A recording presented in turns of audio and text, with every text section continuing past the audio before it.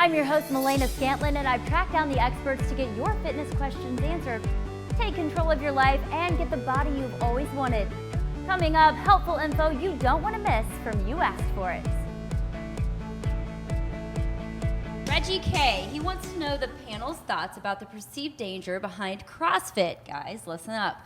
He's had a few friends that have had injuries from CrossFit and wants to know why there seems to be more injuries than what one may sustain in a normal gym workout. All right, now I just want to throw this over to James and Courtney first. Courtney? Well, you know, I hear it a lot from my clients. It is a concern. I think one of the main reasons that CrossFit is receiving a lot of the attention for some of these injuries is because it is a very high intensity sport, and just like anything, you shouldn't just jump into it if you're a beginner full force. So the workouts typically, you know, the workouts of the day, if you haven't done it before and you jump right in and you're not watching your form and technique, things like that, you're obviously going to be more prone to injury, just like any fast-paced, high-intensity training. It goes back to that form. Exactly. James, your thoughts? Exactly. I 100% agree. You know, I don't want it to be perceived that I have any problem with CrossFit, because I think it's incredible. And I think as all of us being trainers, what's important to us is that people are just getting off the couch and doing something active to, you know, keep them in great shape. So, I mean, I'm sure these guys love weightlifting. I think CrossFit is great. But, you know, the biggest thing is there's a lot of people that have egos, especially fellas, you know, full of testosterone. I think whether we're doing CrossFit or in the gym, I think sometimes we try to push a little too much weight. We see that good-looking girl across the gym.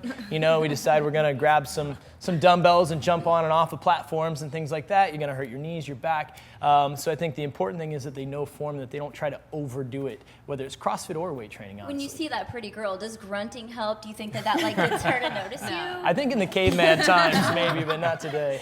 Oh, I'm gonna flip that tire. Oh wait, there's not a tire. Just kidding. Nick, you're the owner of a CrossFit gym. What do you have to say? Well, personally, I tell all my beginners that we like to start out with what we call a fundamentals program. So they are assigned a coach. They go through 6 to maybe 10, depending on how they progress, sessions, and they're learning form, they're learning technique, they're learning how to move the weight efficiently and properly to avoid that injury. I mean, it really all comes down to coaching, and of course, to James' point, a little bit of the ego as well. So, I mean, that's how I feel about it. Age. I want to talk about age. Can you be, 75 years old and do CrossFit? Absolutely. Personal story. My mom, she's currently 64 years old. She began CrossFit just several years ago, and she began with osteoporosis and arthritis.